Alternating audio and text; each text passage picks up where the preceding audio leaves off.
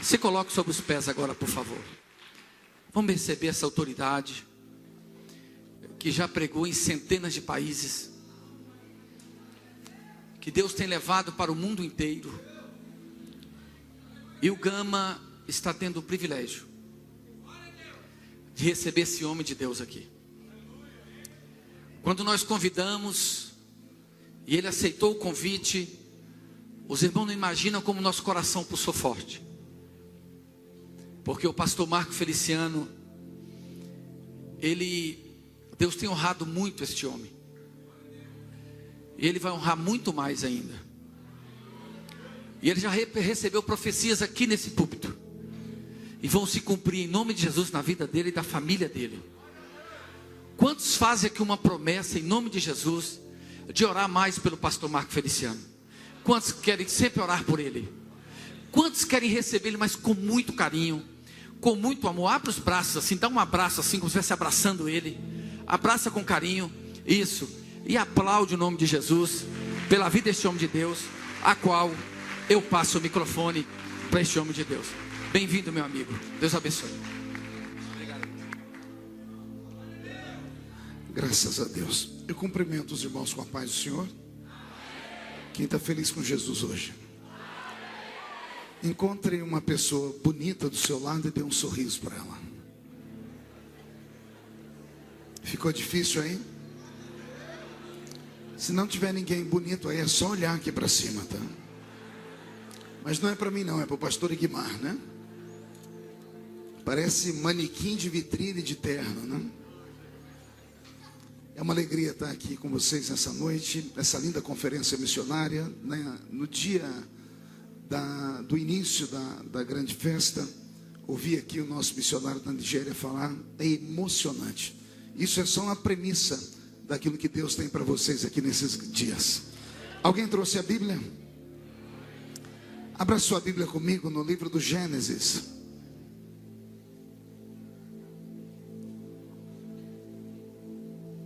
Gênesis capítulo de número 37.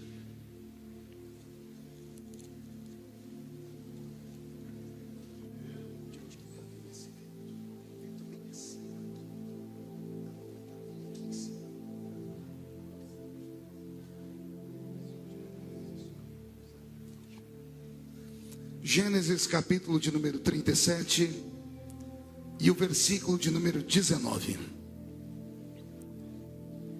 Quem encontrou, diga amém. Quem não encontrou, peça socorro. Se alguém gritar socorro, para não achar o livro do Gênesis, tem que orar pela vida da pessoa, né? Está escrito assim: e diziam um ao outro, lá vem o tal sonhador. Vou ler de novo. E diziam um ao outro, lá vem o tal sonhador. Feche a Bíblia, coloque no banco, na cadeira e pegue na mão de um sonhador que está do seu lado. Aperte a mão dele ou dela com carinho, até eles falarem aleluia. Pentecostal que não faz barulho está com defeito de fabricação, não é? Vamos orar? Pai, nós te exaltamos e te glorificamos. E nós entendemos que dentro de alguns minutos, e esta linda igreja ficará pequena para o tamanho da glória que o Senhor vai mandar do alto dos céus. Os que vieram tristes começarão a saltar de alegria. Os que vieram se arrastando não voltam se arrastando para casa. Hoje voltarão voando nas asas de um novo tempo. E antes que eu comece a ministrar a sua palavra, cerque esta igreja com a sua glória. E num raio de 5 quilômetros onde houver um demônio alojado, eu dou a esses demônios segundos para sumirem daqui. Porque se não sumirem, serão queimados pelo poder da sua glória, que aqui será derramada. Rasgue o céu sobre o Gama nesta noite. Manda anjos de fogo descerem aqui. Que estes anjos desçam trazendo brasas de fogo nas mãos. Comecem a esparramar essas brasas entre nós. E onde houver um crente cheio do Espírito Santo, pega ele nesta noite, Jesus, e mostra o caminho da verdadeira e poderosa adoração. Fala conosco, fica conosco, agora e sempre é o que eu te peço, em nome de Jesus. E a igreja diz: os que podem, então, no seu assento, aplaudindo a Jesus, porque Ele é bom, porque Ele é maravilhoso. Querida igreja, noiva do Cordeiro, simpatizantes da nossa fé, amigos que vieram de perto, de longe, Deus tem uma palavra para o nosso coração na noite de hoje. O livro do Gênesis, no seu capítulo 37, narra para nós, com minúcias de detalhes, a história de uma das maiores personagens da Bíblia Sagrada, que é José. E antes de eu falar de José, queria que o irmão lá do sonoplasta prestasse atenção ali no meu tecladista, que ele está desesperado ali, pedindo som no teclado e o som não chega. Ah, está chegando, isso, vamos acordar aí, senão o senhor atrapalha todo o andamento aqui. A igreja pode dar um glória a Jesus? Também não precisa extrapolar o som do teclado, bem baixinho, vai devagarinho, tá bom? Depois eu te dou um beijo. Ah, não quer não? Fica esnobando, fica. Glória a Deus. Retornando então, o livro do Gênesis, no capítulo 37, narra a história de José. A história de José é conhecida, a história de José é inspiradora, a história de José nos motiva. A história de José mostra que é possível ser rejeitado por tudo e por todos e acolhido por aquele que não faz discriminação de ninguém. Que é possível você sair de dentro de uma cisterna para ocupar o alto poço de uma nação. Ou seja, que é possível você ter acordado hoje de manhã dentro de um calabouço, mas hoje à noite você pode dormir dentro de um palácio. Tem alguém que acredita nessas histórias? Então dê mais um grito de glória a Deus bem forte, bem alto. Pastor, o que tem isso a ver com missões? Missão é algo que Deus planta no coração de um ser humano. É aquilo que Deus usa como marca sobre a vida de alguém que teve a oportunidade de vir a este mundo, nascer, crescer e existir aqui. Digo isso porque quantas pessoas não tiveram o mesmo privilégio que nós? Quantas pessoas foram ceifadas no ventre da mãe? Quantas pessoas foram ceifadas ainda na sua infância? Quantas pessoas foram ceifadas na sua adolescência e por isso não puderam desenvolver nenhum tipo de trabalho? Mas todos os que estão aqui dentro nesta noite têm pelo menos isso como motivo para agradecer a Deus. A morte talvez até tenha tentado te levar na infância. A morte talvez até tenha tentado te levar na sua adolescência. Mas aprove a Deus te deixar vivo. E se você está vivo, não é mera obra do acaso. Se você está vivo, é porque Deus tem algo extraordinário na sua vida ainda. Alguém acredita nisso? Falo isso porque de vez em quando, ao sentar com amigos, irmãos, nós ouvimos testemunhos. E os testemunhos geralmente vêm em dó menor. Dizem eles: eu nasci, mas a minha mãe não me amava. Eu nasci, mas meu pai me rejeitou. Eu nasci porque o método contraceptivo do meu pai e da minha mãe fracassaram. Eu nasci porque minha mãe foi estuprada e violentada. Eu sou fruto de um aborto mal feito. E eu venho nesta noite, na autoridade do Senhor dos Exércitos, dizer que tudo isto é mentira. Você não é uma obra do acaso. Você não é algo que aconteceu. Você é fruto de um projeto que só a eternidade vai revelar onde este projeto vai dar. Se você soubesse quem é que está sentado do seu lado nesse momento de verdade. Eu não estou falando do nome da pessoa, nem como amiga de Facebook, não. Se você soubesse onde Deus ainda vai colocar este ser humano que está aí. Se você soubesse como Deus ainda vai honrar esta pessoa, porque há dentro dele uma missão e um projeto que está para explodir. Eu vim aqui hoje como médico obstetra. Vim aqui hoje para dizer que esta igreja vai ser transformada num lugar onde bebês nascem. O Senhor vai fazer hoje nascer sonhos aqui dentro de nós. O Senhor vai fazer nascer projetos missionários dentro de nós. E se ainda tem alguém que acredita nessas mensagens loucas, não dê um grito agora não. Dê um berro de glória a Deus para acordar toda a cidade. Eu não fiquei satisfeito. Você pode levantar a mão direita para o céu, agarrar o ombro de quem está do seu lado, por favor. É aqui que eu vejo as pessoas que nasceram com uma missão e aquelas que ainda não sabem a missão que tem. Não obedecem nem a voz do pregador. Chacoalha a pessoa até ela ficar irritada, irrita ela. Tira ela do lugar, diga: Deus te trouxe aqui para isto. Diga: Deus te trouxe aqui para sacudir a sua vida, para sacudir a sua chamada. E só quem tem uma chamada dá um grito para acordar o gama inteiro. Aleluia. Maravilha. Eu sou assembleiano de berço. Cresci em uma igreja possuída pela glória do Senhor e tive a oportunidade de ver coisas que essa geração talvez nunca mais verá. Talvez pela promiscuidade galopante, talvez pela falta de fé, ou pela cultura exacerbada, ou pelos anéis de formatura que fazem com que as mentes sejam bloqueadas para aquilo que é sensível e aberta para aquilo que é lógica e racional. Eu vi milagres, eu ouvi profecias, eu ouvi homens e mulheres da roça, matutos, que só tinham 2 dentes na boca, o zagueiro e o atacante. Vi um deles falar em línguas e vi o outro interpretar as línguas. Eu vi pessoas serem arrebatadas em cultos como esse, e foi em congressos missionários como esse que a minha chamada nasceu. Digo isso como introdução dessa mensagem porque igreja não é apenas um amontoado de homens e mulheres. Igreja é um palco de sonhadores. E aqui podemos e vamos ser despertados nos sonhos. Não sonhos de barriga cheia, não pesadelos, mas sonhos nobres. Sonhos como que eu vi aqui acontecer. Eu vi aqui um africano falar que lá no país dele nunca teve uma creche, e de repente a DEG chega lá.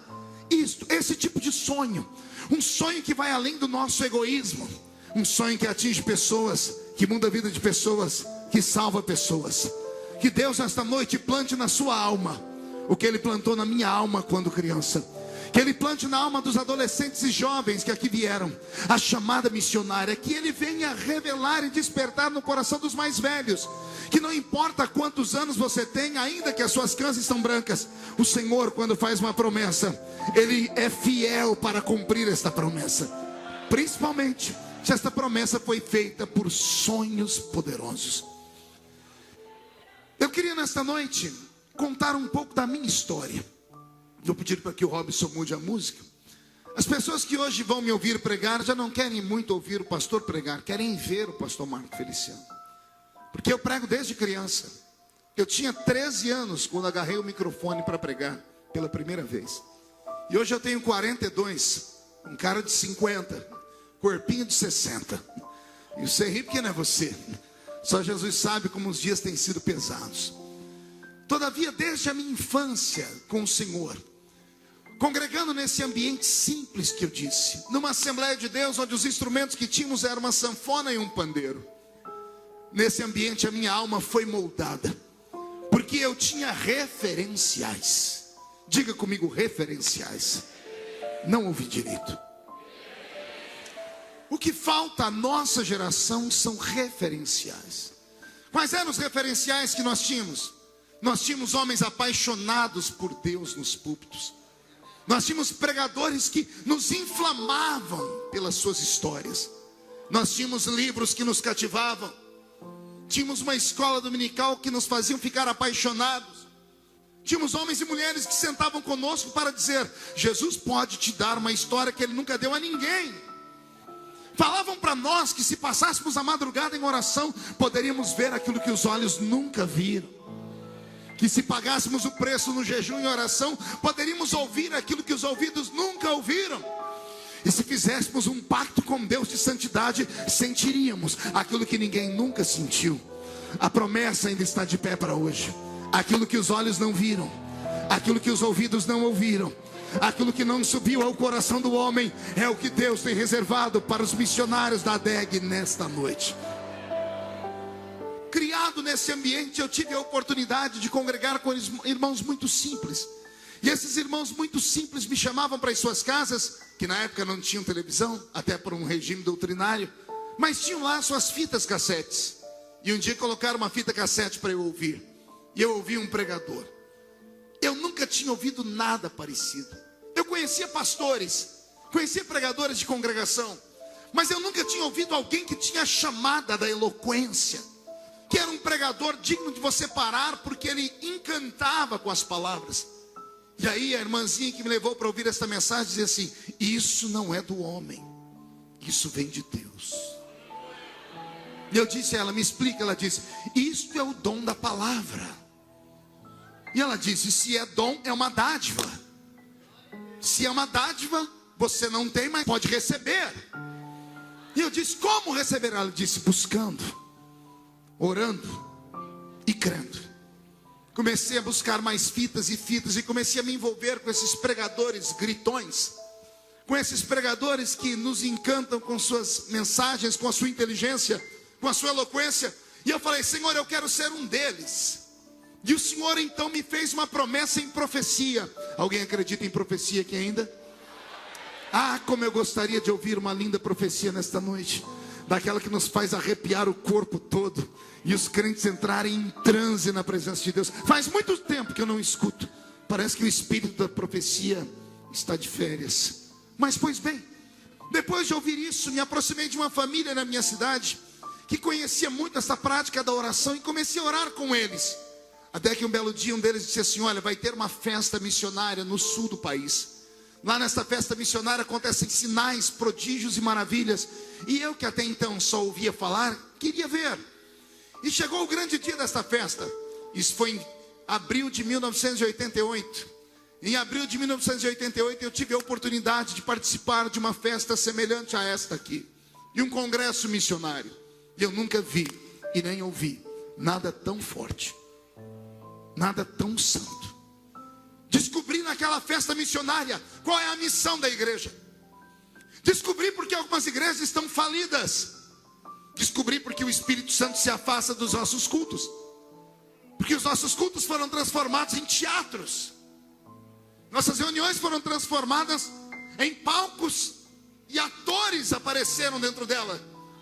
As pessoas saem de suas casas carregadas de vícios, de pecados, e não mais se arrependem deles. Chegam na igreja, jogam o seu corpo pesado no banco, põem essa desgraça desse chiclete na boca, cruzam os braços e fica mascando, dizendo: vamos ver o que vai acontecer com esse pregador hoje. As pessoas não sabem mais qual é a intenção de uma reunião como essa. A intenção de uma reunião como essa é para termos a memória de que Jesus veio ao mundo, morreu e ressuscitou.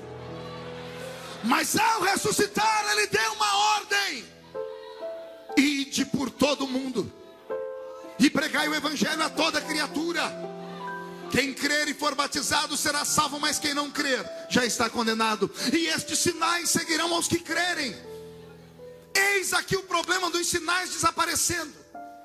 Nós não vamos mais ao mundo. O mundo, se quiser ser salvo, tem que entrar dentro da igreja hoje. Se o mundo quiser salvo, ele tem que procurar nos canais de televisão alguém que pregue. Porque desapareceu de dentro de nós a chama missionária, o que impulsiona a igreja, a força motriz da nossa fé. Vivemos uma época de egoísmo espiritual sem tamanho. Os crentes entram na igreja, olham e dizem assim: olha, dependendo do que esse pastor falar, eu saio daqui, não concordo com isso nem com aquilo. Aí tem uma igreja aqui do lado, a pessoa pega e muda para lá. Daqui 3 meses ela sai de lá e vai para outra do outro lado. Daqui 1 ano ela já passou por 15. Aí quando ela não acha uma igreja do jeito dela, ela abre uma igreja para ela. Mas não para ganhar almas, para dividir o trabalho, para pescar os peixinhos doentes. A essência da obra missionária desapareceu. Ah, se Deus pudesse nesta noite trazer aqui grandes homens como Oswald Smith, que já dorme no Senhor.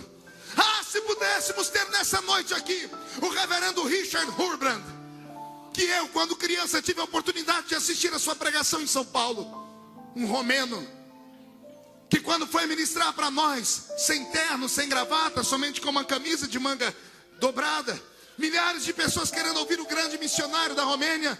E ele, quando foi pregar, disse: irmãos, melhor do que falar, quero pregar com o meu corpo. E ele tira a camisa no púlpito, e as câmeras começam a filmar as marcas do seu corpo, cicatrizes que fariam qualquer um de nós morrer. E ele com o microfone dizer: eu assisti o meu filho de 7 anos ser assassinado na minha frente. que eu não neguei Jesus como Salvador. Mas se isso já te emocionou, segure o coração aí. Ele diz que quando trouxeram para ele o filho de 7 anos e disseram: você já suportou tudo, já arrancamos as unhas das suas mãos por mais de 20 vezes, já faz 14 anos que você está longe da sua esposa, você perdeu tudo, matamos os membros da sua igreja, mas você não nega a sua fé. Eis aqui a prova final. Trouxeram o filho dele e colocaram um revólver na cabeça da criança e disseram: nega ou matamos. E o reverendo Richard, com o coração apertado, com a voz embargada, disse: eu dobrei meus joelhos e disse: Senhor, isso eu não aguento. E quando ele disse: Senhor, eu não vou suportar, o filhinho dele se soltou do soldado, agarrou ele e disse: papai, não negue Jesus. A gente se encontra logo em uma outra vida. Eram essas mensagens que faziam meu coração queimar e que me deram a base de sustentação da minha chamada hoje. Coisa que já não ouvimos mais. Nossos filhos querem ser parecidos com o Ronaldinho Gaúcho ou com o Messi. Nossas meninas querem ser parecidas com a Débora Seco ou com a Gisele Bündchen. Nossas igrejas se transformaram em verdadeiros espetáculos e nós perdemos a essência da fé. Oxalá nesta noite o Deus da Bíblia, o Deus da minha vocação, comece a passear no meio desta igreja e comece pelo seu Espírito a tocar os corações, e que haja um batismo diferente nesta noite, que haja um batismo de quebrantamento neste lugar. E se tem alguém que acredita, diga: fala conosco, Deus.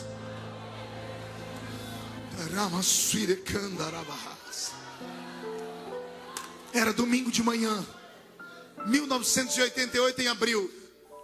Eu sentado naquele imenso ginásio lá atrás, porque não consegui vocação à frente. E um pregador russo pregava, Gregório Cherchuk. E o pastor Gregório, filho de missionários russos, pregou uma mensagem dura. Nós chamávamos ele de homem da mão de ferro. Pregava duro demais. Mas aquela manhã missionária, ele encantou a igreja. E ele fez um pedido de oferta missionária. Eu era um menino extremamente pobre. Morávamos em 12 pessoas dentro de 2 cômodos.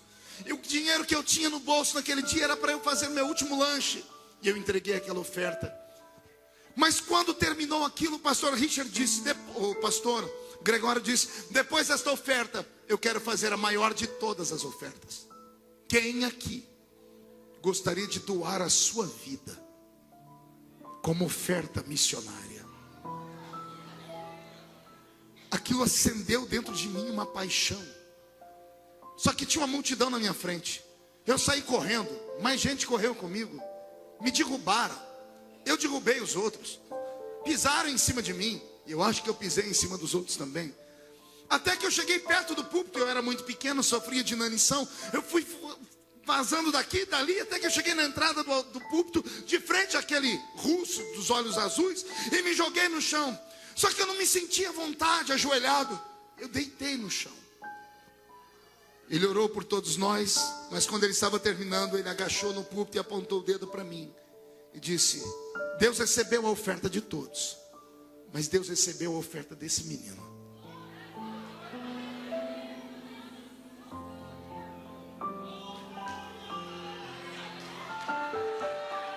O meu coração queimou. Comecei a sonhar. Comecei a o quê? Deus ama sonhadores. Mas o sonhador tem que lutar para que a porta se abra. Eu trabalhava nesta época numa empresa, eu era guarda-mirim, e me ensinaram a mexer numa máquina que era o tataravô da internet, chamado Telex. Quem lembra do Telex aqui? E eu comecei a trabalhar com a máquina de Telex. Nós tínhamos os endereços de todas as embaixadas. E eu descobri a embaixada da Romênia, porque o missionário Richard Hurland me tocou. E eu entrei em contato com a embaixada e pedi para eles me mandarem livros. E eles me mandaram livros e uma fita cassete na época. E eu passei meses ouvindo aquela fita, até que eu decorei tudo que estava naquela fita. Peguei aquele livro que me mandaram, marquei uma audiência com o meu pastor, que não era nada fácil. Meu pastor era um homem muito ocupado. E o dia que ele disse: vou te receber sábado à tarde. Sábado à tarde eu peguei o meu imbornal. Alguém sabe o que é imbornal aqui? Ah, tem um povinho aí que tem um pé na roça. Imbornal era um saco que a mamãe da gente fazia para levar a marmita para a roça. Porque eu apanhava, nos finais de semana eu trabalhava até sexta, todo sábado eu ia para a roça com a minha família. Apanhava laranja, algodão, café e trabalhei no corte de cana também. Peguei meu imbornal, coloquei lá dentro da minha Bíblia toda rasgada, porque era uma Bíblia que eu não tinha condições de comprar. Coloquei lá dentro o livro da Romênia e a fita. Meu pastor me atendeu. Eu usava uma chinela havaiana naquela época, não essas hoje que até em Hollywood tem. Era aquelas que às vezes era um pé de uma cor e o pé de outra. E embaixo, como arrebentava, a mãe da gente colocava um grampo. O grampo chamava Ramona. A gente se andava, quando batia o pé no chão saía fogo, né? Oh, glória. E eu cheguei na casa do meu pastor, toquei a campainha, ele me atendeu, me mandou para a sala, ele disse, e meu pastor tinha uma marca, pergunte qual. Só falo se todo mundo perguntar. Ele era baiano. Mas não é um baiano normal, não, ele era um baiano sem pescoço. Tem dois tipos de baiano. Tem o baiano com pescoço e o baiano sem pescoço. O baiano sem pescoço é brabo demais, gente. É aquele que a cabeça é colada aqui no tronco. E esse era o meu pastor. Ele olhou para mim e falou comigo em baianês. O que é que tu quer aqui, menino? Eu disse, ô pastor, eu vim falar para o senhor da minha chamada missionária. Ele disse, e é? Tu tem me chamada missionária? É? Eu disse, tem, pastor. Ele falou, e para onde é? Eu disse, é para a Romênia. Ele disse, oxe, onde é que fica isso?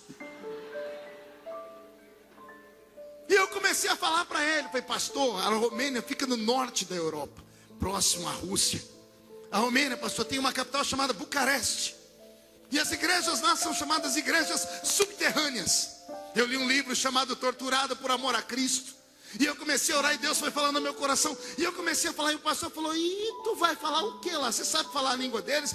Eu falei, pastor, eu já sei falar algumas coisas. Ele disse, o que? Fale aí. E eu só tenho uma frase, em noroeste da România, em Bucareste. Ele disse, o que você falou? Eu falei, não sei, pastor. Foi, como é que você sabe falar isso? Eu tirei a fita, eu falei, está aqui, pastor. Mas se eu tive facilidade para decorar, eu aprendo a língua rápido. O que você conhece do país? Eu tirei o livro. O livro era metade em espanhol, metade em inglês. Eu disse, você leu alguma coisa? Pastor, eu não entendi nada aqui, mas eu aprendo, é rápido. E você vai fazer o que? Ela disse, eu vou chegar no centro de Bucareste. E comecei a pregar para o meu pastor. Pena que ele não se converteu. Eu tentei. E eu falei, eu sempre fui muito expansivo desde criança. Quando eu terminei de pregar, ele falou assim, acabou? Eu disse, já acabei, pastor. Ô dia maldito. Ele falou assim para mim, menino, sente aí, porque agora você vai ouvir uns pares de verdade. Eu disse, o que é que eu vou ouvir, pastor? Uns pares de verdade. Ele olhou para mim e disse, menino, acorda. Onde você mora? Eu disse, na Vila Tatu. Seu pai é rico? Eu disse, não tenho pai. No meu RG, o nome do meu pai é um tracinho. Sua mãe? Disse, minha mãe é lavadeira. E sua família? Todos trabalham na lavoura. Em quantas pessoas vocês moram? Em 12. Como é que é a sua casa? Tem 2 cômodos. Você congrega onde? Eu disse, no salãozinho da rua 1. Era um salãozinho de 4x3. E você quer ser missionário na Europa, meu filho? Meu filho, esquece isso. Obra missionária na Europa é para filho de americanos dos olhos azuis, cheios de dólar, com passaporte livre para entrar e sair em qualquer lugar. Você é brasileiro. Você é orlandinho. Você mora num lugar que ninguém nunca ouviu falar. Você não tem pai, sua mãe é lavadeira, você mal tem dinheiro. Me desenha a sua casa de 2 cômodos, como é que ela é? Ela é forrada. Eu disse, não tem forro não, pastor. E o banheiro? Eu disse, é do lado de fora de casa. O chão é vermelhão. Como é que é a parede? É rebocada com barro. Ele olhou para mim e disse, menino, esquece isso. Você pode ser missionário. Aí eu levantei os olhos. Posso, pastor? Pode, mas na sua rua, na sua escola, no seu trabalho. ganhando seus vizinhos. E eu comecei a chorar. Ele levantou e disse: eu prefiro ver você chorar agora do que chorar amanhã frustrado, do que amanhã você chamar Deus de mentiroso, você falar que o seu pastor foi mentiroso porque ele te fez uma promessa que nunca vai poder se cumprir. Ele me deu um aperto e disse assim: sonhe, mas sonhe baixo. Sonhe, mas coloque o pé no chão. Ele falou para mim: não conte para ninguém sobre essa conversa. Eu não prometi, por isso que eu estou contando aqui. Ele falou: você vai incendiar a juventude daqui a pouco. Eu tenho um monte de maluco aqui na igreja. Eu saí daquele dia da casa do pastor. Cheguei na minha casinha, estava todo mundo trabalhando ainda. Minha mãe não havia chegado em casa e o restante estavam na roça. O quarto onde nós morávamos, e dormíamos lá em 8 dentro desse quarto, e o restante dos quartos dormiam na cozinha, onde a gente esparramava colchões. Ele tinha uma janela feita de madeira, e a janela era fechada com uma tramela. Isso ninguém conhece. Oxi, vocês conhecem tramela? A minha mãe tinha uma máquina de costura Singer, daquela de pedalar. Isso ninguém conhece também. Eu subia nesta máquina de Singer porque eu era muito pequeno. Como eu disse no início, eu sofri de inanição. Eu não conseguia atingir o parapeito da janela. Então eu subi em cima dessa máquina.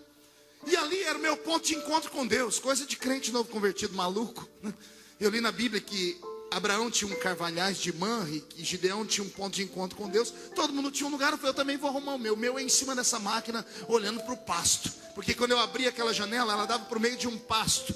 E os meus únicos assistentes ali eram um boi, uma vaca, um cavalo que passava por ali de vez em quando. Naquele dia, eu fiz um ato de loucura, ou de fé, depende de quem escuta. Eu peguei minha Bíblia rasgada e abri ela em Isaías capítulo 6, versículo 8. Onde o Senhor pergunta: e agora a quem enviarei? Quem há de ir por nós? E o profeta responde: eis-me aqui, envia-me a mim. Eu mostrei para Deus esse texto, só que o texto não existia mais. Quer perguntar por quê? Só se todo mundo perguntar. Eu chorava em cima desse versículo. Eu pegava minhas lágrimas e marcava ele, até que rasgou a Bíblia. Não tinha mais ele, só tinha o lugar dele. Era para provar a Deus que eu tinha paixão por almas, que eu queria ser alguém, que eu queria dar sentido à vida das pessoas. Missionário não é um vagabundo como dizem. Missionário é um vendedor de sonhos, é um entregador de esperança, é o oxigênio que falta para aqueles que estão quase morrendo asfixiados. Isso é um missionário. E eu falei: Deus, por que o Senhor não deixou escrito aqui que tinha que ser rico? Porque o Senhor não disse aqui que tinha que ser filho de homens ricos? O Senhor só perguntou: a quem enviarei? Porque o Senhor não acrescentou: só posso enviar gente rica, que tem dinheiro, que mora em grandes centros, que sejam filhos de pastores, presidentes de ministérios grandes. Por que o Senhor não deixou isso escrito aqui? E eu comecei a chorar. O que eu vou falar agora não é para qualquer um ouvir, não. É só para quem é espiritual. O céu fechou. Soprou um vento tão forte, as nuvens começaram a rolar, ficou tudo cinza de repente. Começou a dar trovoadas, relâmpagos, e começou a chover. Quando eu senti o vento trazer a chuva, eu desci da máquina. Quando eu fui fechar a janela, eu ouvi um grito do meio dos trovões. E o grito disse assim: eu não preciso de dinheiro. Eu não preciso de passaporte. Eu só preciso de um sonhador. E eu vou repetir. O Senhor disse para mim naquele dia: não preciso de dinheiro de homens, não preciso de passaporte. Ou seja, eu independo da terra. Mas se eu encontrar alguém que sonha, alguém que deseja, alguém que quer, eu posso dar a este homem, a esta mulher, aquilo que homens não podem dar. O Senhor me trouxe nesta noite de quinta-feira aqui no início desta conferência missionária para dizer a você que Ele independe do seu dinheiro, Ele independe das pessoas abrirem a porta ou não. O seu coração tem que bater forte, os seus joelhos têm que tremerem, os seus olhos têm que marejar em lágrimas, porque se houver alguém aqui que tem sonhos, meu Deus te levará até os seus sonhos, nas asas do vento. Tem alguém que tem sonhos aqui? São sonhos grandes. Você estaria disposto a morrer pelo seu sonho? Estaria disposto a enfrentar tudo e todos pelo seu sonho? Ou você é daqueles que se acomodou com o ministério, com a convenção, com o saláriozinho que te dão, e por causa disso rompeu com os seus sonhos, sepultou eles?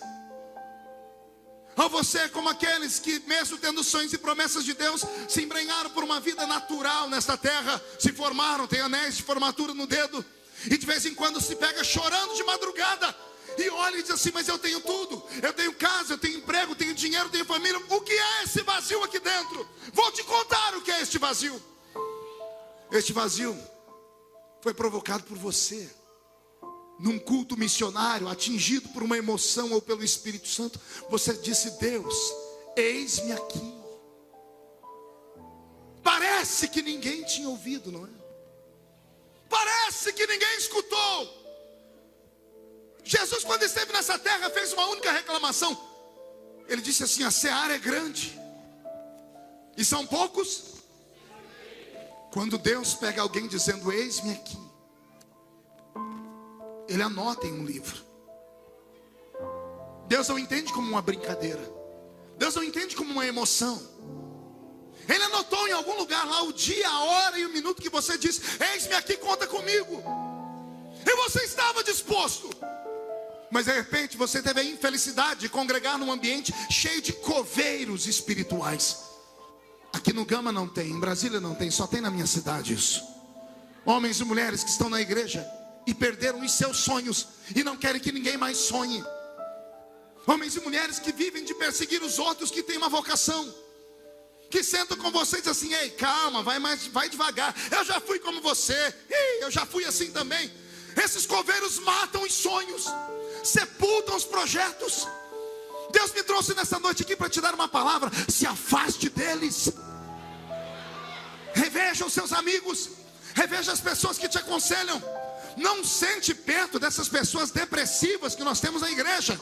Pastor, como é que eu vejo uma pessoa depressiva? É simples, você está numa Assembleia de Deus, num culto pentecostal, e a pessoa não abriu a boca nem para respirar, comece a ter dúvidas.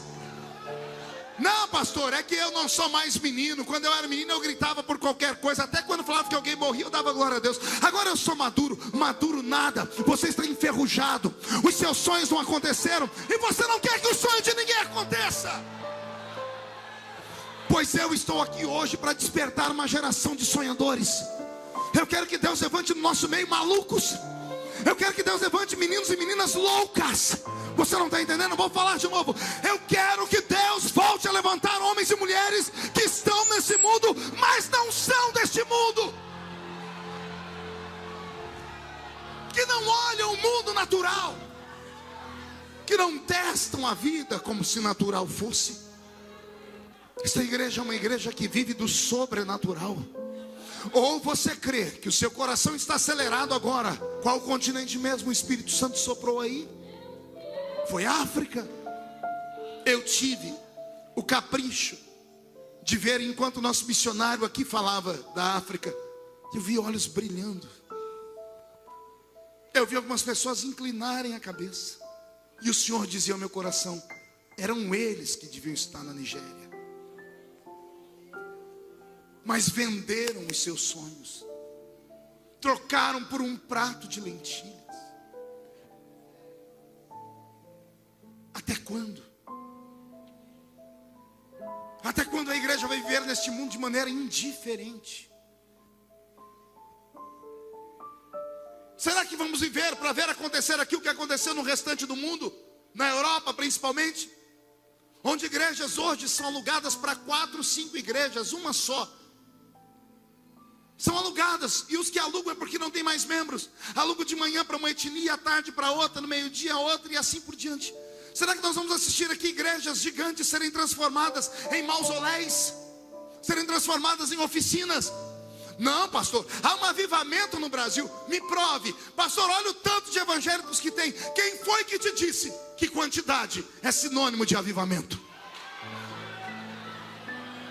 Eu queria saber a qualidade desses crentes.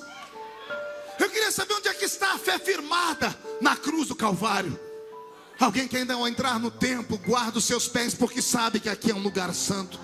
Alguém que tenha coragem de ir para o enfrentamento da verdade. Alguém que não se envergonhe do evangelho de Cristo, porque ele ainda é o poder de Deus para a salvação de todo aquele que nele crê.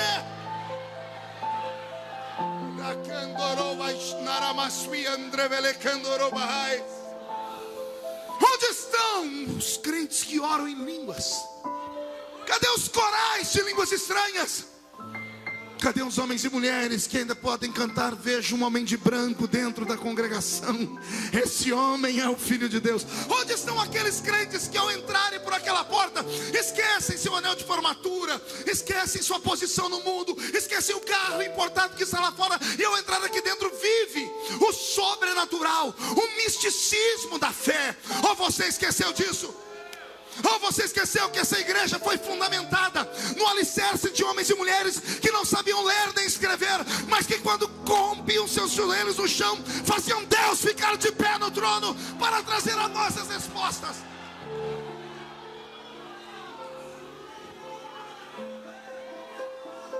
É África. É a janela 1040. Eu tenho trocado comunicação com o pastor Saed. Tive a oportunidade de batalhar por 2 anos. Eu me emociono pela vida do pastor Yosef Nardakani, ambos no corredor da morte, no Irã, simplesmente porque falam de Jesus. Dias atrás eu postei na internet uma frase. Meu Deus, o mundo desabou em cima de mim. Eu disse: enquanto o mundo inteiro tem uma comoção pela morte de um leão, o mesmo mundo não se comove com a morte de 150 mil cristãos, somente nos últimos 3 anos, na Síria.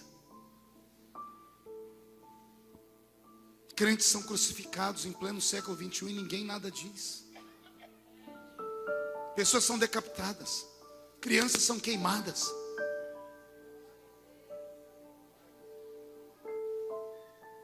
Onde está a força missionária? Onde está a revolução da fé? Aquilo que os americanos fizeram na década de 50, 60, eles impregnaram o mundo com o evangelho, por isso se tornaram a maior potência do mundo. E hoje o mesmo país que mandou missionários cerceia direitos de missionários pregarem. Até quando?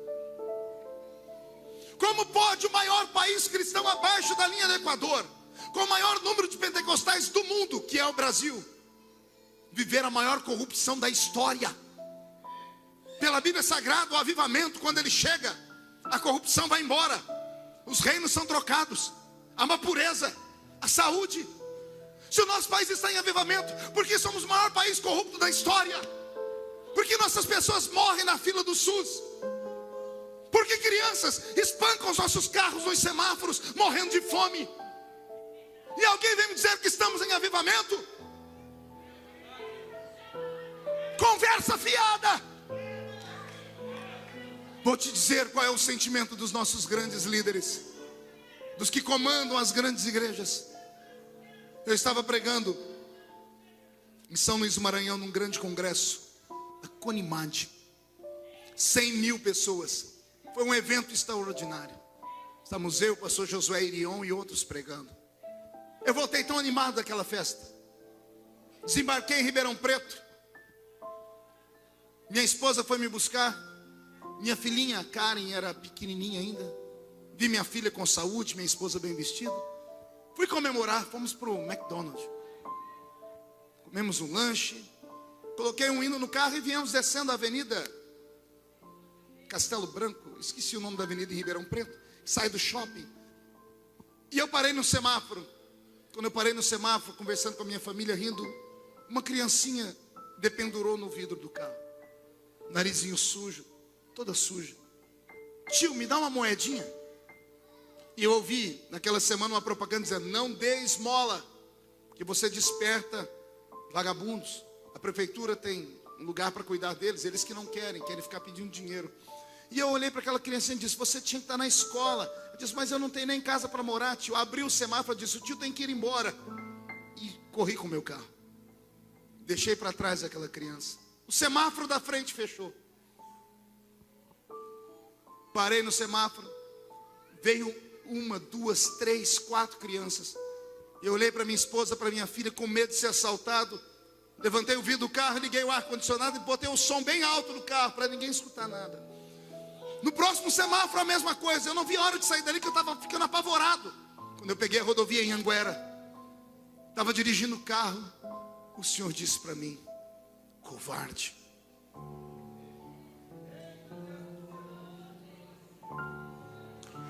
E eu olhei para o céu, achei que era uma voz minha, continuei dirigindo. Aí entrou a voz de novo, mas dessa vez ela gritou: eu tive fome e não me destes de comer. Eu tive sede e você não me deu de beber. Eu estive nu e você não me vestiu. Eu fiz a pergunta: quando eu fiz isso, Jesus? Jesus disse: ali atrás. E ele falou para mim: você pregou para 100.000 pessoas, deu sentido a 100.000, mas deixou uma criança sem uma moeda. A igreja precisa acordar. Deus quer que quando você entra na rua da sua casa, alguém grite: lá vem o sonhador. Deus quer que o próximo culto que você chegue, alguém grite: lá vem a sonhadora. Alguém que vai sonhar com um mundo melhor, alguém que vai sonhar com uma chamada maior, alguém que vai sonhar com uma revolução que pode começar hoje à noite aqui no Gama. Não é preciso ser um grande pregador para ganhar almas. A minha função é entreter a plateia, a sua é trazer plateia para que eu entreta. A minha função é pregar a essas pessoas, a sua é arrastá-las aqui para dentro. Deus vai te dar um poder nesta noite tão grande, que você vai ter um magnetismo pessoal como você nunca antes teve. Está pronto para isso? Você será o centro das observações da sua escola. Você será o centro de atenção do seu trabalho. Deus está te dando uma unção nesta noite, e esta unção vai começar a irradiar glória. E esta glória vai curar os enfermos. E nós então faremos com que a volta de Jesus se apresse. Alguém crê nisso? Dê mais um grito de glória a Deus. Sonhe e ouse sonhar. Você nunca irá além dos seus sonhos. O homem é aquilo que o homem sonha. Onde a sua mente te leva, é lá que você pode chegar. Se você ficar olhando para os obstáculos crescerão diante de você. Se você parar para ouvir derrotados, os derrotados terão você na fila deles daqui uns dias. Você será o próximo. Se você parar para ouvir pessoas que não têm fé, incrédulos, que vão dizer para você: a terra é bonita, a terra manda leite e mel, tem cachos de uva que precisam de 2 homens para carregar, mas lá dentro tem gigantes. E os gigantes são tão grandes que nós somos parecidos como um gafanhoto perto deles. Se você acreditar nesses, você vai ver a terra, mas não vai experimentar nela. Mas que Deus levante entre nós alguém que grite hoje: ei, pera lá, tem gigante sim, mas quem prometeu a terra é maior do que eles.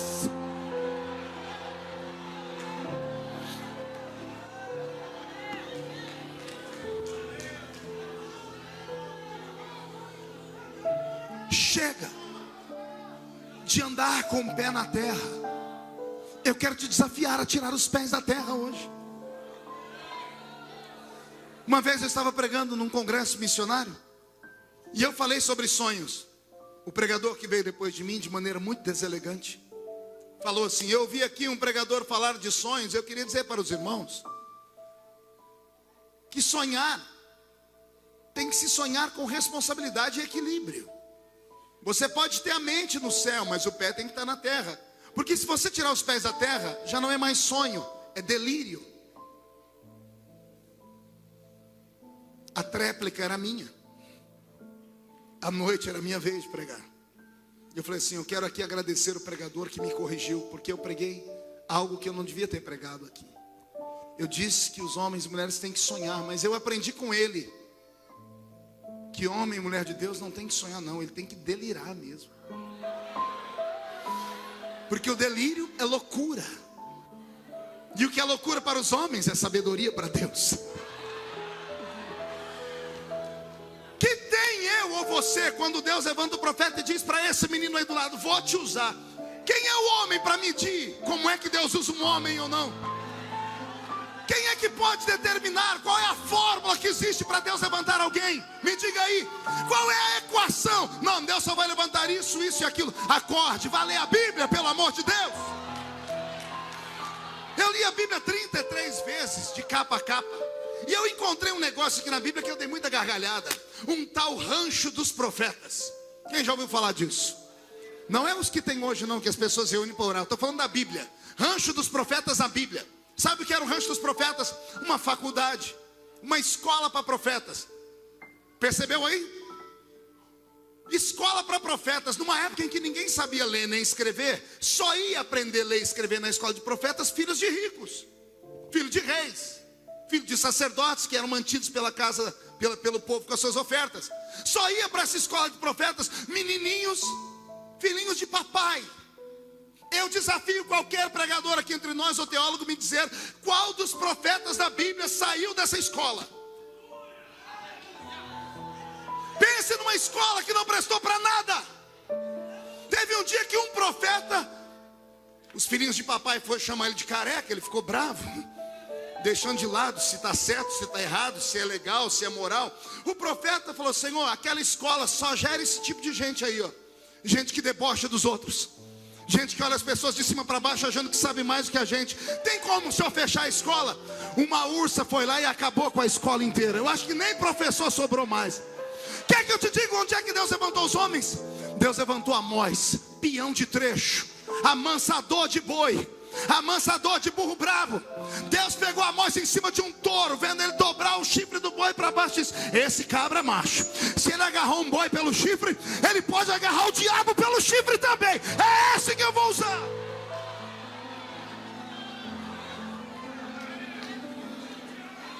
Tem um que está trabalhando na padaria. Trabalhando aonde? A quanto velho o seu irmão, diga, você sabe qual é o horário que o padeiro mais trabalha?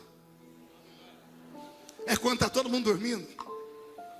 O padeiro tem uma profissão nobre. Ele mata o sono dele para fazer comida para aqueles que vão acordar de manhã terem força para o trabalho. Deus pegou um homem amassando a massa dentro de uma padaria de madrugada. O nome dele era Oséias. Se esse camarada passa a madrugada fazendo pão para o meu povo, ele não vai negar o pão que eu tenho para dar ao meu povo. É assim que Deus levanta. Deus não fica levantando homenzinhos e mulheres pela aparência. Ainda bem que Deus não usa ninguém pela aparência. Se Deus usasse alguém pela aparência, eu e você seríamos o último da fila. Deus não usa as pessoas pelo intelecto. Deus não pode usar uma pessoa cheia de si. Ele quer pessoas vazias, porque aí eles podem serem cheios dele. Deus quer te dar aquilo que ele nunca deu a ninguém. Mas pelo amor de Deus, reage. Reage. Reage como, pastor? Lute pelos seus sonhos. Faz os seus sonhos se materializarem na sua mente. Procure conhecer. Siga os passos. Ora, todas as vezes que eu termino um culto, muitas pessoas, muitos jovens, até obreiros dizem, como é que eu faço para chegar onde o Senhor chegou? A resposta é tão simples. Quero chegar onde eu cheguei? Passe por onde eu passei. Faça o que eu fiz. Mas o preço é alto. Meu apelido na minha juventude na igreja era fanático, santarrão, beato de igreja. Era assim o meu apelido, porque todo lugar que eu chegava, meu apelido era espalha-rodinhas. Todos os jovens estavam perto, iam saindo um por um e me deixavam sozinho, porque eu só falava de Deus. Eu só falava de missões. A Bíblia diz que a boca fala daquilo que o coração está cheio. Meus amigos queriam azarar as meninas, Meus amigos queriam ir domingo à tarde jogar bola, outros queriam ir para o shopping. As meninas tinham lá suas vaidades, mas eu era movido pelo Senhor a buscá-lo. Uma vez eu subi a montanha para orar de madrugada, chorando porque eu não tinha amigos na igreja. E é muito duro você ser sozinho no ambiente. Eu disse: Deus, por que eu não posso ser igual a eles? Descolado igual a eles? Porque eu não posso ser como esses meninos e meninas que eles são queridos por todos, são famosos no nosso meio. Por que eu não posso ser como eles? E o Senhor falou comigo: porque um dia eles vão querer ser como você. O que não custa nada também não vale nada. Anote aí: o que não custa nada não vale nada. Receber o ministério de qualquer forma, amanhã você vai perder ele. Mas ser provado, testado, sangrado, perseguido, humilhado, jogado debaixo dos pés dos outros, ser chamado disso ou daquilo, isso vai te dar forças. Você só tem duas coisas a fazer com as perseguições que você sofre: ou você transforma elas em chapéu, ou você transforma elas em tapete. Se transformar sobre chapéu, vai pesar sobre a sua cabeça e você nunca vai olhar para cima. Se transformar em tapete, você vai limpar os pés em cima disso e vai se projetar para cima. Quem aqui tem uma vocação divina, dá um berro para acordar a cidade toda.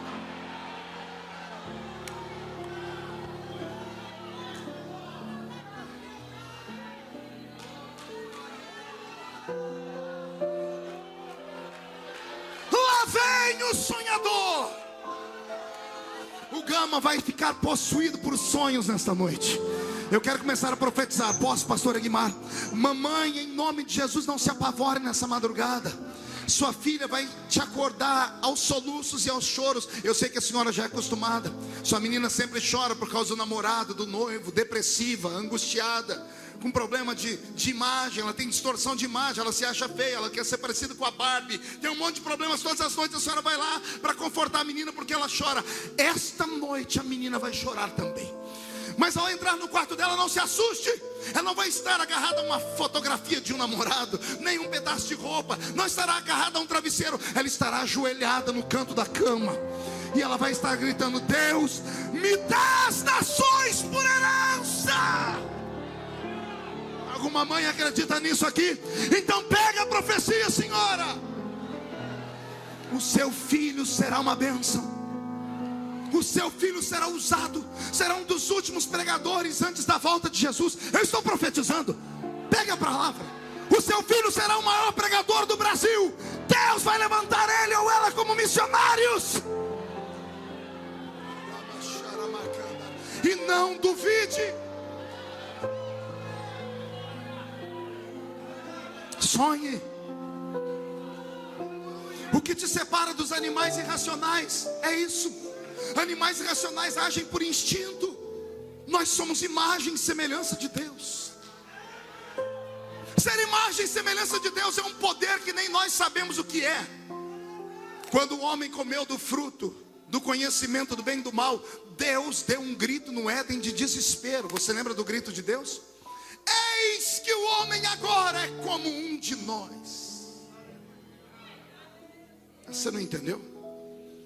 Deus estava se referindo a ele, ao Filho, ao Espírito e aos anjos. Eis que o homem agora é como um de nós. Você não é normal. Se você soubesse quem você é, você não estaria me olhando com essa cara feia, parecendo que foi batizada num pote de vinagre. Nem com esse olho seco, parecendo olho de sapo que morreu no dia de enchente. Segura aí. Também não estaria em silêncio com essa boca de aço, essa boca de ferro, esse queixo de concreto. Você estaria adorando a Deus.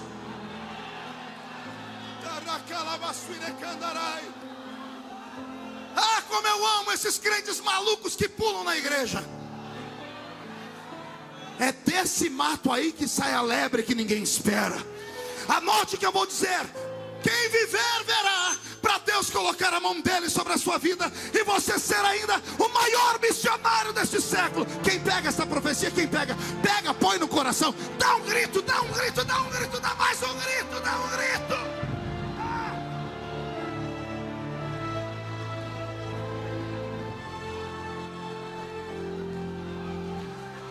Oega mais tu e entrevele candoros, tu ida maharamana carabasas.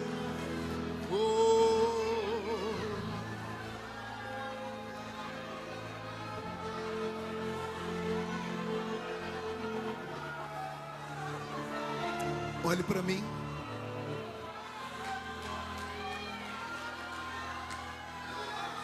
Eu encontrei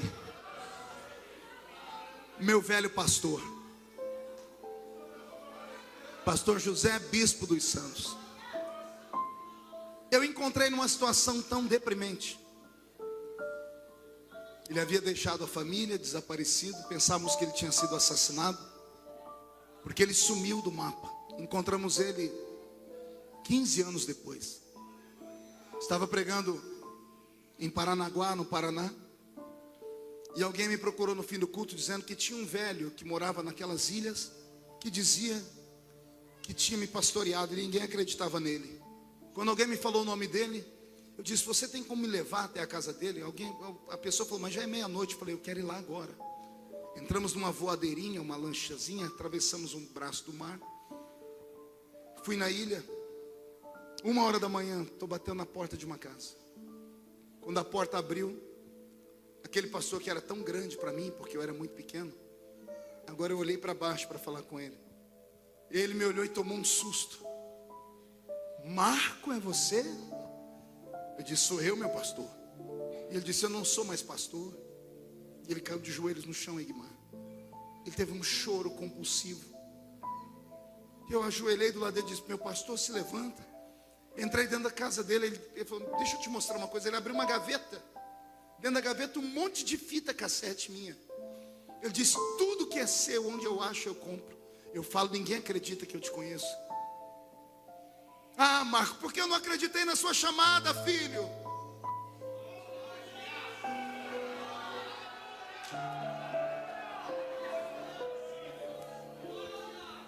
Eu olhei para ele e disse assim: meu pastor, eu não lhe culpo. Deus lhe usou para me testar, para ver se eu ia abraçar as suas falas ou se eu ia me revoltar contra elas. A escolha era minha. O Senhor só foi um instrumento. É Penina da Bíblia. Penina não era má, foi um instrumento de Deus para despertar Ana. Cumpria Ana, sim ou não, dar a luz a Samuel. Penina não é má. O meu pastor não era mau. As pessoas que te perseguem não são más, são seus amigos, só que eles não sabem. O seu inimigo é seu amigo, só que ele não sabe. Porque é o seu inimigo que te faz chorar. Quanto mais você chora, mais você ora. Quanto mais você ora, mais você chega perto de Deus. Quanto mais perto de Deus, mais você o toca. Quanto mais você o toca, mais ele se compadece e ele derrama sobre você a bênção dele. O seu inimigo não é seu inimigo, ele é seu amigo e não sabe. Convidei ele para ir no culto terça-feira. Tinha acabado o congresso, Egmar, domingo à noite, eu ia embora na segunda de manhã. Troquei meu voo, liguei para o pastor José Alves. Disse: pastor, eu quero ficar para o culto de terça. Ô, Marco, que bom ter você aqui na terça. Na terça-feira eu pedi para o pastor José ir para a igreja. Ele botou um terninho, sentou no meio do povo. E eu comecei a pregar. E eu falei: eu quero apresentar para vocês o homem que Deus usou para que eu estivesse aqui. Aleluia. Eu queria que ele ficasse de pé. Fica de pé, pastor José Bispo. E o pastor José Bispo ficou de pé. E eu coloquei aquele homem no lugar onde ele deveria estar, como um herói da fé. Porque a igreja faz assim com a gente. Faça 99 coisas boas e você é anjo. Faz uma errada, você é demônio. Deus não é injusto. A igreja é, o ministério é. Deus não é injusto. E depois que eu terminei de pregar, eu sentei, o pastor José Alves falou: ele ainda é pastor? Eu disse: pastor, contei a história para ele. Pastor José Alves, eu nunca vi nada parecido. Terminou o culto, ele chegou no microfone, sabendo da história do pastor Bispo. Disse: irmãos, Deus aviso, eu quero aqui agora convidar o pastor José Bispo para dar a bênção apostólica.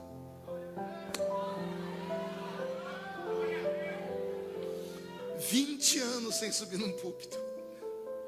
Aleluia. O velhinho pegou o púlpito tremendo. Ele disse: pastor, só tem certeza? Pastor José Alves disse: certeza, dê a bênção apostólica. Pastor Bispo deu a bênção apostólica. E naquele dia Deus falou comigo: filho, Existe ex-empresário, existe ex-atleta, mas não existe ex-ungido. Anotou aí? Não existe ex-ungido. E se tem algum ungido entre nós, que as pessoas disseram que você perdeu, eu estou aqui para dizer que o dom, o meu Deus te deu sem arrependimento. Você está no lugar errado, rapaz. Ah, mas lá não me aceito, então vá para outro lugar. A seara continua sendo grande. Interessante, já estou partindo para a conclusão. Eu nunca fui à Romênia. Já preguei em 73 países, 3.800 e poucas cidades do Brasil. Eu tenho mais de 20 milhões de DVDs esparramados em inglês, espanhol e português. Escrevi 18 livros, uma enciclopédia. Meu site é um dos mais visitados do Brasil. Minha página no Facebook tem 3 milhões de seguidores. Sou muito conhecido. Mas eu nunca fui à Romênia. E não foi por falta de convite. Ouviram as histórias, o CD chegou lá. Já me convidaram, eu nunca consegui me articular para ir, não tive tempo. Mas há 2 anos atrás eu estava em Jerusalém pregando. Fiz um batismo de 140 pessoas no Rio Jordão. E quando eu terminei o batismo no Jordão, todos de pé, quando eu fui orar para encerrar aquele culto, aproximou-se do rio perto de mim 3 gigantes. 2 homens e uma mulher, nenhum deles com menos de 1,90 m. Polacos, olhos azuis. E eles usavam roupa de batismo branca, só que aqui no peito deles estava desenhada a imagem de Maria.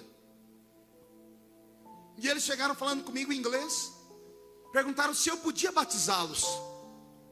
A igreja toda olhou para mim, eu interpretei para eles querem ser batizados. Todo mundo olhou para a camisa deles, para a bata que estava desenhada Maria. E eu fiz com eles a pregação de Filipe. Conhecem Jesus? Conhecemos. Eles eram anglicanos, uma vertente que se separou do catolicismo, como nós nos separamos do catolicismo também. E eles fizeram a confissão de fé, disseram que Jesus era o Senhor deles e que Maria era apenas um símbolo. Disseram, nós cremos em Jesus e queremos ir para o céu. Eu olhei para aquela multidão na minha frente e disse, está escrito aqui. Filipe olhou para o eunuco de Candace e disse para ele, se você crê, ele disse, creio de todo o coração. A água está aí, o que me impede de ser batizado? E eu desci nas águas de novo e batizei aqueles 3. Mas antes eu perguntei, por que vocês vieram aqui se o grupo de vocês está lá? E eles disseram, é porque nós olhamos para cá e nós 3 vimos o Espírito Santo descer aqui. Igual está na Bíblia. O nosso povo entrou no reteté, no mistério. E eu batizei os 3, foi uma festa. Quando eu saí dali, sentei numa muretinha para tirar a meia que estava no meu pé. Um dos gigantes chegou perto de mim e disse assim, quando o senhor for à Romênia, vai visitar a nossa igreja?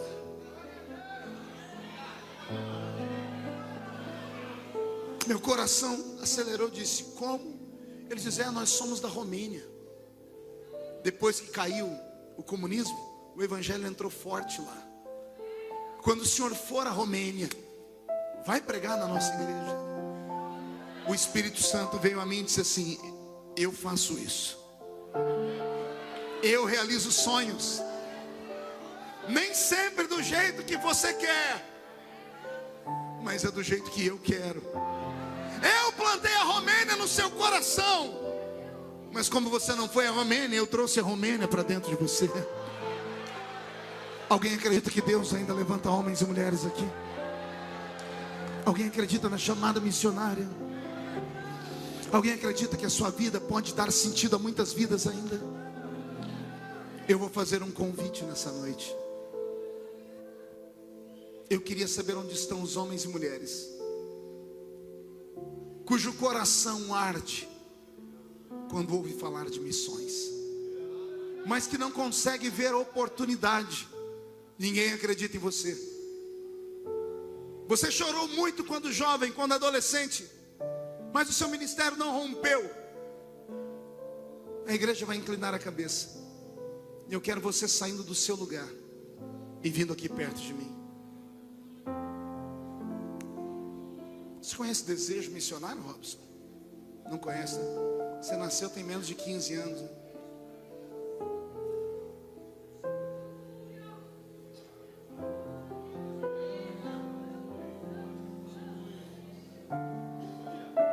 Aleluia. Que coisa linda ver minhas irmãs de cabelos brancos virem à frente orando. Eu acredito nos seus sonhos. Eu acredito.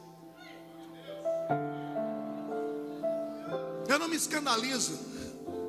Eu acredito. Eu acredito porque sou uma prova viva de que Deus entra numa vila e pega um menino sem experiência, sem dinheiro, e levanta ele como um divisor de águas em uma nação.